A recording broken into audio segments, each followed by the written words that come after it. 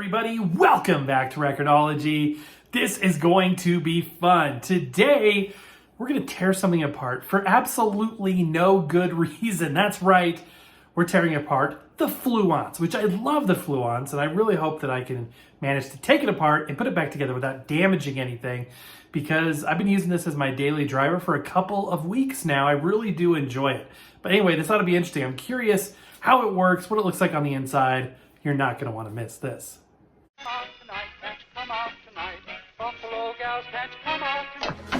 Welcome to Record-ology. Behold, the beautiful Fluance RT80. Almost said 81, but it is an 80. I love this thing. It is a beautiful, beautiful record player. I've been using it now consistently for about 2 weeks. It's just, I've got no complaint. I literally have no complaint. Now, before we get started, you may be wondering, why are you filming in here? I thought you had that workbench space. Well, if you might have noticed over the last few days and weeks that the workbench area is not appearing in many videos, nay, any videos, because the workbench is no more. At least for the time being, that space has now been consumed. If you remember, there was like this space in the middle and then 2 crates on the sides. Originally there was 1 crate, then there was a crate on the other side, then there was this little space in the middle. Well, it's been consumed by a crate that I had to reorganize. The office is an exercise in space economy. Let's just say that. So I had to make a couple of decisions in order to free up some workspace for my day job, and in so doing, had to consume that space that we were using for a workbench. Perhaps in the future we can use it, but however, I can always come out here and film, and that's what we are doing. So I just want to take this thing apart. I've got no reason to do it other than it should make for an interesting show. The snapping you heard was simply the clips coming off the back here. They were sort of tensioned. And this thing is, highly reflective. It shows dust. And this beautiful green lit matte from Hudson Hi-Fi is starting to show some age as well, in terms of some scratches and scuffs, and it's a little cloudy. Although I think it was actually always cloudy, but yeah, it is what it is. Still looks gorgeous. Listen, guys, I'm telling you this. RT80, beautiful, beautiful turntable. And I was talking to Fluance a couple weeks ago, and we were discussing the possibility of reviewing some more of their turntables, which I'd love to do. As you know, I have their speakers, their powered speakers, absolutely phenomenal. Paired with this guy, just using the built-in preamp, it's a great setup. I'd love to review more record players, but I don't see anything that could be improved upon. I know that some of the higher-end units have an external belt that goes around the outside. I do like that, so I would like to see that. This has an internal belt that runs on a sub-platter here we'll take a look at. But no, it's great. I mean, you've got the adjustable half-inch mount here on this phono cartridge. This is a AT91. So this is the same thing as the red AT91R. Wow, I need to clean that. There's a little hair sticking to the bottom there. Same thing as that red tipped one on the LP3. It's just that it's a yellow tip instead. It's a very neutral sounding cartridge. It's neither warm nor cool. It is very, very neutral. In fact, Fardamark, aka Peter Landry, and I were talking about this and recently, because he's looking to invest in some cartridges. And my opinion on cartridges is this: based on my experience, I don't have a whole lot of experience. I only have one Shure, so I can't talk in any level of expertise about Shures or Stantons, which I know are 2 huge players. But among Ortofon, Grado, and Audio-Technica, here is my personal experience. Audio-Technica, neutral. Grado, warm. And Ortofon, colder, highly detailed. There you go. All right, let's dig into this guy here. I took this off just because I'm going to have to flip it over, and I don't want to increase the possibility of anything goofy happening. That's interesting. Wow, this little, see that it looks lit right there, that little white dot? That's actually a light when it's on, and it looks lit now, but it's just reflecting back from the ring light. All right, let's go ahead and get into this. Let's remove this guy. This uses the aluminum platter. The higher end ones have acrylic, and I think that's the main upgrade on the platter, but yeah, there's a sub platter and the belt. Again, this works great. No rumble, no wobble that I can detect anyway. And it's got a good bearing. Oh yeah, I remember this one. It doesn't like spin like freely. Usually you take that and you go, and it just kind of spins. This is very reflective. This one does not. You may think there may be an issue with it because of the fact it doesn't spin freely on its own. But as soon as the platter's on there, a little bit of weight, it goes and goes and goes. And there's the motor mount. Okay, so let's see. What do we do now? What can we? There's not much else to take apart here. I mean, this is a smooth sort of plastic shell that goes over an MDF base. So we're gonna have to go in from the bottom, and in order to do that, we need to flip it over. So I am going to put the dust cover back on with the stuff that can bounce around and cause damage now removed from the turntable. I'm gonna put the dust cover back on and flip it over. If I were being forced to complain about this unit, it would be very hard to do so. But one thing that it is a little bit, I don't want to even say questionable, but one thing that I noticed was that this sort of masonite board material on the bottom feels cheap, although there's no impact to the performance of the unit based on this bottom material. Hopefully these screws don't just go into wood. I think they might though, because you can see a little bit of sawdust coming out as I unscrew this. So we've got a series of screws around the outside. I don't know if the feet have screws as well. I hope not. Speed adjustment there. Very, very nice. Again, Fluance RT80. And I love this unit. So let me go ahead and remove all the screws and we'll remove it and take a look inside. So these granite countertops are amazing at hiding screws. So I forced myself to remember that and put the screws in the inverted platter itself. 4,000 screws have been removed. I'm assuming that these aren't connected to the chassis itself, or the cabinet, I should say. So I'm going to attempt to lift it up now. Yep, just as I expected. All right, big reveal, guys. Let's see how they do this. Cool. Interesting. Okay. You never have any idea how they are going to accomplish what there's nothing in here. What is this? Is this wood? So this is a wood MDF perhaps, or maybe plywood. I think they said MDF. There's just nothing in here. Very, very interesting. Okay, so what do we have? Oops. So this is the on-off speed switch. That is the spindle. There is a grounding wire connected to that spindle, which is why when you're using a carbon fiber brush, you can actually slide the brush towards the spindle and use that to discharge static buildup, which is kind of cool. There is the motor, but there's a circuit board on the motor. So I want to see what's there. We'll look at that in detail. Here is the main PCB with all the jacks in the back. And there is the bottom of the tone arm. And the rest is just spray painted MDF. Very, very interesting. You know, black piece of tape here. Wood blocking material in a couple different places. Awesome. All right, let's take a closer look. Let's start right here.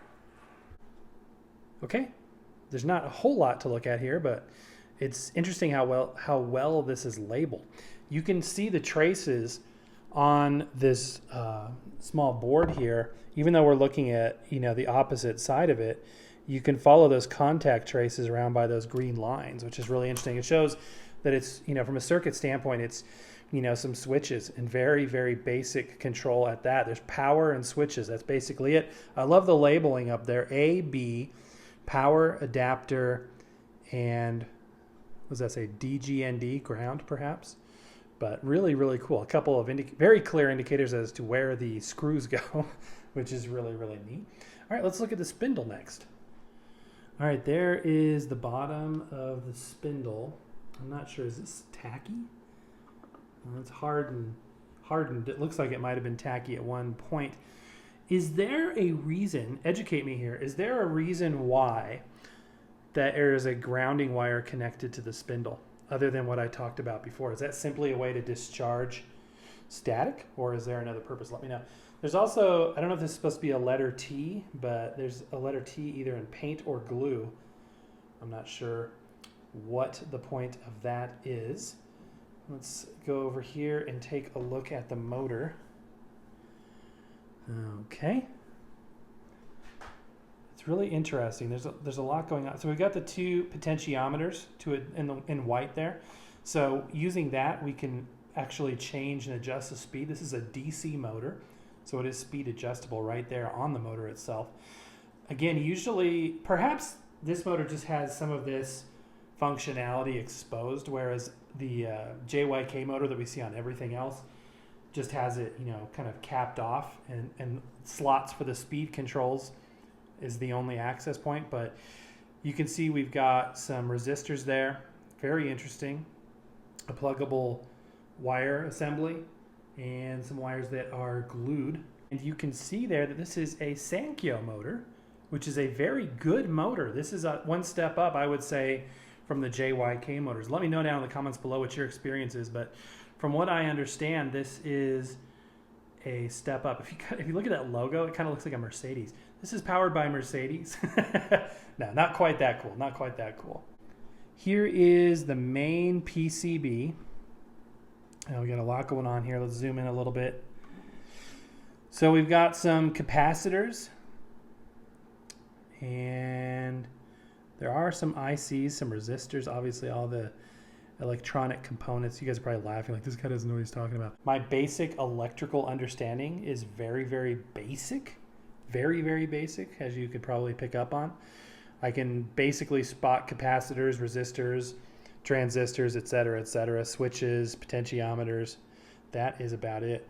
All right, there's a date code on the board. Looks like December 10th, 2020? Looks like 2029. So it's either 19 or 20. I'm guessing 20. And some information about the board itself. It says RT80 main PCB. Interesting that it uses a unique PCB from the other Fluance models. Very, very interesting.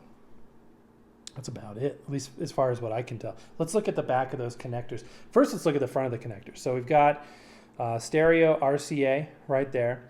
We've got a grounding post. Going over here, we have the phono bypass line switch. That's the preamp switch. This isn't the best angle, I apologize. We have an auto shut off, and we have the power input. So let's look at the back and see what those connectors look like from the other side. Okay, so right here, those are the back side of those RCA connectors. Those two switches, the auto stop and the preamp switch. Look at this. That white plastic thing right in the middle there, that is a receptacle for a wire assembly that's not in use. Right next to that, we have the power. That's a DC in. And that's about it. And one more look at this board. Also, it looks like there's a screw missing from that board in the bottom right, although perhaps it can be placed in such a way that it utilizes that screw. The one on the other side is used as a tie down. It's not used either. So interesting, interesting, interesting, interesting. I love seeing this stuff. Even if I don't understand all of it, I think it's just really interesting. From what I can tell, guys, this thing is, I mean, I can see pride in the work that is being done here. I think that's absolutely amazing. Now, if we go over here, this is the bottom side of the tone arm. And I'm surprised also that there's a lot going on here, because if you think about it, the cartridge, first of all, the tone arm is neutral. This is a manual turntable, so there's no bias in terms of, from an electronic standpoint or a mechanical standpoint, as to where that tone arm is positioned. It should be dictated completely by the position of the groove, with the exception of the weight that the anti-skate adds to the equation, but it primarily should be neutral. Besides that, you've got, 4 wires connecting to the cartridge. So what on earth else is occurring here? And again, educate all of us, please, below. As you can see, I believe this braid here coming in would probably be the tone arm. I'm guessing. I see right minus, right plus, left minus, left plus. And that a tiny, tiny, tiny, tiny cable tie. Yep. And some wires going into the center. I guess you would call it a spindle, or I'm not sure what you would call it, but going into the center part there, allegedly going down the tone arm. So those would be the wires those are the cartridge wires. That makes sense. So where are they connected to? Okay, so two of them, the grounding wires connect to this ground point right there. And then these signal wires here, two of them go down here to those 2 points, and then two go over here. That is really interesting. Really, really, really interesting. And then look at this board back here. What in the world is that? This is really, really, I've got a lot to learn about. Okay, so see this white piece and this spring? I think that's the anti-skate. So the other side of that white, where that screw is in that white piece there, that's probably the knob for the anti-skate. And it stretches that spring, which then increases or decreases the tension on that brass bar there. But look at this circuit board. What all is going on in here, you guys? Fascinating. Send to, is it speed consistency? Very, very interesting. I would be fascinated to learn from you guys what I'm looking at here. So I apologize if this is not an educational video. It's more of a, you know, the opposite. It's tech support. I'm really just doing an elaborate tech support thing here, guys. I need your help. No, it's actually working perfectly. I just want to learn more about it. Okay, guys, that's one more look there at the inside of the RT80. This is a lot more interesting than I thought it would be. What I can tell, and you could probably, you know, make this assessment as well from the video, is that it looks like it's well done. It looks like they knew what they were doing. Things are intentional. I don't feel like there's any cost cutting. You know, everything seems done with purpose and done to a high standard of quality. So yeah, I think it's really, really cool. Interesting as well, you'll see some smudges, and if you look carefully, some of those are fingerprints. So there's some human on this earth that that's their fingerprint. Who knows? These are made in China, so I'm guessing it's perhaps somebody in China, but very, very interesting product. So anyway, I hope you guys thought this was interesting. Now you can move on to the next video that you want to watch, hopefully one here on Record-ology. And I'm going to spend the next 15 minutes putting this thing back together, but you don't need to worry about that. One more thing, guys. So there are the feet, and I just figured out how they have those connected, which is kind of interesting to me. It's like the plastic is splayed out and then glued, which is kind of interesting. I mean, I guess it works. Kind of interesting. There's the bottom side of that. So not too exciting, but kind of interesting how they do that. Okay, guys, and that is going to do it for today. If you enjoyed this video, please give me a thumbs up. Consider subscribing if you haven't done so already. And don't forget to join us over on TikTok. Also, I would like to invite you to be a part of the Record-ology Vinyl Nation and get that extra show on Fridays. We've got another one coming up day after tomorrow. You're not going to want to miss that, you guys. But anyway, that's going to do it for now. Happy record hunting. We'll see you next time.